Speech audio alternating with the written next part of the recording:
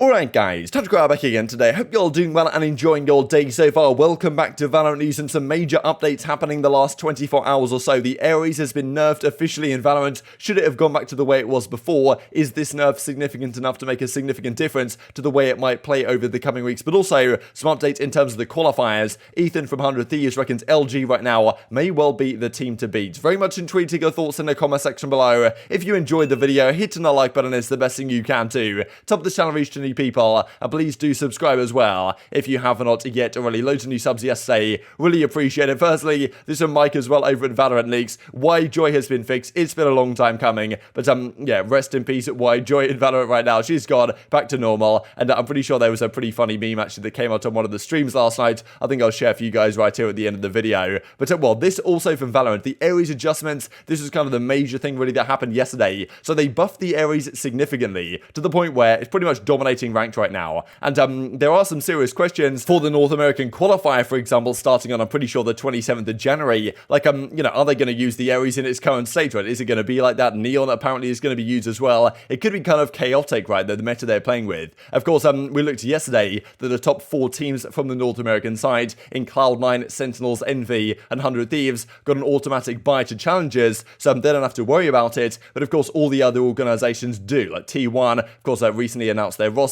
LG as well apparently are looking very strong as well. Of course, loads of other teams in the North American side as well. So this is what they've done to the Ares. They've increased the price slightly from 1550 up to 1600. The recoil has been quite significantly increased. I saw this yesterday especially. There was a video kind of comparing the two of them, and the recoil is quite significantly increased, especially in crouch, because the crouch benefits have been reduced from 40% down to 25% recoil and the spread. So it's now significantly worse while crouching than it used to be. The bullet spread has technically been reduced, so I guess it gets slightly better in that sense, but on the whole, it is significantly weaker than it was. At the same time, some of the changes people say they wanted didn't necessarily happen. A lot of people said, look, just take the Ares back to where it was, like, we get it right, it's pretty good, you don't have to buff it crazy, like, just put it where it was again. And, you know, for example, the kind of, the wind-up time, right, or when you pull the trigger, it takes a little bit of time to get the gun going, and that was kind of a feature that made it not so usable as basically just a big rifle, which is what it is right now. And, I mean, still, kind of right now, like, you could potentially still use it as that. It's maybe not going to be as good as it was. The recoil obviously isn't ideal, and it probably won't see quite as much use, but still, this isn't necessarily what people were asking for. As Flexin just says over at NRG, they need to add the wind-up back again to, you know, give its identity back as a machine gun, not as a rifle, right? That's the thing. Right now, it just feels like kind of a big rifle, and, I mean, yeah, a machine gun probably was where it deserved to be. I thought a lot of people kind of liked it where it was, but intrigued to your perspective in the comments. This also from Roy over at RNG. Actually, this change is really nice. Makes the Ares feel super weak long range, not as mobile as a Spectre and Phantom close range. Ollie Balance, he says. So it's kind of like just a big rifle still, or a big SMG or whatever. Of course, I guess it's a machine gun. But, and he says that now with the recoil, it's pretty bad long range. And of course, close range is pretty, well, it's not as mobile, right? So maybe this is where they wanted it to be anyway. And I guess when they initially buffed it, it was kind of too strong. Some people saying still now it's slightly too strong for where it should be. But still, this change is probably a slight step in the right direction, especially with the qualifiers just around the corner. Now, Unbox confirmed their team yesterday. Lear and Yona, they confirm bringing into the roster alongside Vice, Mame, and Odoros. I'm pretty sure Odoros is the IGL of this roster. So yes, Unbox confirmed their team going into next year. Of course, well, the VCT qualifiers are going to be a major deal in the North American and other regions at the present time. Speaking of the qualifiers, Keelox and G2, they qualify through to the closed qualifier. We looked at how things were going for them yesterday. They, I'm pretty sure they played the human tripwires or whatever it was. They lost one of the maps in this series, so it got kind of sketchy for them.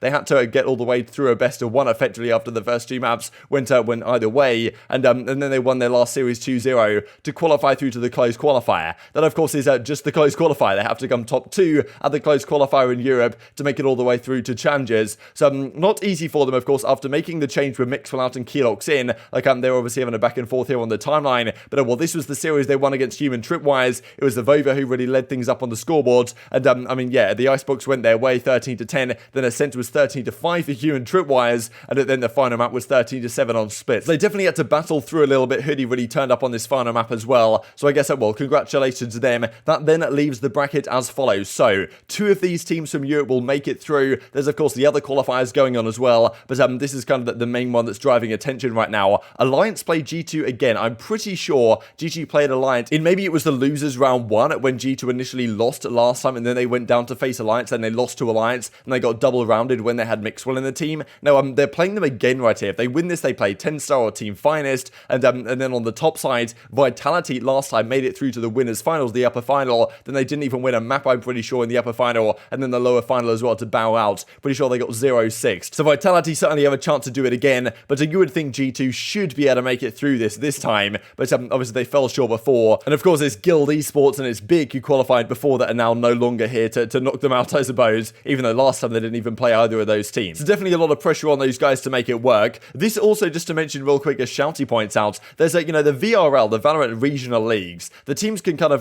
qualify for these, or at least sign up for these qualifiers, or sign up for the open qualifier into these regions. And interestingly enough, they have loads of different regions, right? This is the Eastern and the Poland one, and I'm pretty sure because they have one player that is in this region, they can decide to sign up and register for this league, which I guess will be an easier qualifier theoretically than some of the other leagues in kind of the northern regions and the western regions of Europe. So definitely a strange one that they're allowed to do this. There's definitely been some questions raised about this. The G2, despite having 3 Nordic players, 1 Eastern, 1 player from France, is signing up to the Eastern Poland League for seemingly getting easier qualifiers. It's an interesting one. Not sure really what to make of that. But of course, this in the North American side, 100 Thieves, Cloud9, Sentinels, and Envy, they got the bye straight into through the open qualifier, straight into the main event. Thank you, Rito, as Hiko says yesterday. But of course, some teams have to make it through. And this people were pointing out as very interesting indeed from the Luminosity Gaming side. They just confirmed their new roster. We had, of course, your boy Dre and a Proto, they're out of there. They might be going to Evil Geniuses. And,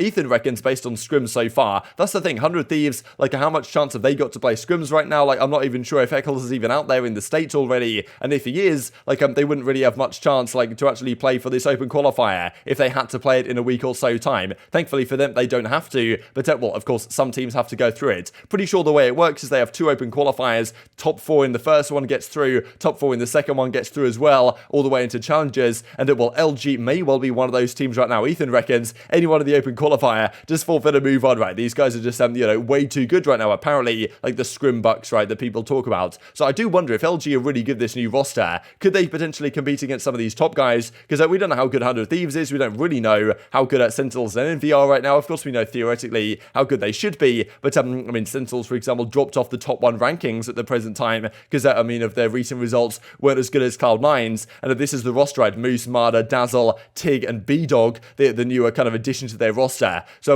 exciting stuff of LG are another potential force in the North American side, kind of like how Cloud9 and Rise came out of nowhere to be really good in that region at the end of it as well. And speaking of Cloud9, this is some of the frustration really coming out from Vanity, and you can understand it, right? I'm sure a lot of these pros, yes, Champs was only at the start of December now, but it seems like a long time for some of these guys that no matches have been arriving, right? Yes, some esports and some sports really have really long off seasons with not all that much happening, and yes, in Valorant it's been quite some time, but still, for the players that didn't attend Champions, it's really been a long time for them, right? Because the last chance qualifiers are pretty much the start of November, and then, it's been a couple of months and a bit for them, right? How not played a match, of course. Vanities and Cloud9, they did play at Champions, but still, it's been a long time, especially with these guys getting a buy into the new season as well. It's going to be February where these guys start playing matches again, so, a difficult one for them for sure, but yeah, frustrations, I guess, with the format, right, being delayed on this long. Not really so much, I guess, you can do about it, but I guess Vanity will prefer to have the buy straight into challenges than have to run through the open qualifier, even though then they might prefer just to have that bit of practice, right, because it might be difficult to get right now. This also, just to finish out the video then, because we looked yesterday how T1 were getting on in this NSG tournament, and we knew they were playing up against the Guard. They lost 2-1 to the Guard in the semi-finals, so as you can see, this series right here, 2-1 in the favour of the Guard. It was game 1 Haven that went the way of the Guard 13-6 pretty comfortably. Game 2 Ascent, they bounced back 13-8, and then the final map on Bind 13-6 goes the way of Guard. So interesting stuff, right? Of course, Guard, a roster, Sire player in the team now as well, Ned, Valin, this new roster they put together that we looked at a couple of days ago. But theoretically, right, Steel and Co on the T1 side should be the stronger squads. Final map here especially wasn't particularly strong, and if you look at all the maps, it was Curry who really didn't have a spectacular series on the whole. So interesting stuff. Of course, pretty much their first tournament as a team. Same on the side of the Guard though, so some work to be done from these guys, right, if they want to actually successfully qualify. And as you might expect, it was the Guard who ended up winning this event just ahead of 3rd Impact Illusion, and then T1 of course 3rd and 4th as well. But very much intrigued to your thoughts and all this stuff in the comment section below.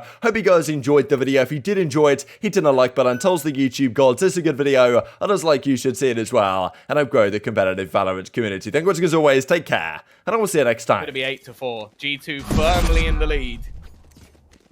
What was that? What was? Did you hear a sound? Yes. Wait. That was a. There's no teleporters on this map. That was a teleporter sound, right? Let's go back to the cam. The pause as well. So it wouldn't make any sense for there to be there's anybody going through a TP. There's nothing here. I mean, the other cam. I mean, is there someone in there? This is the wrong map. Do you hear something, Tom? I swear. No. I swear I heard. Okay, maybe there's nothing there. Maybe there's nothing there. We can just go on back.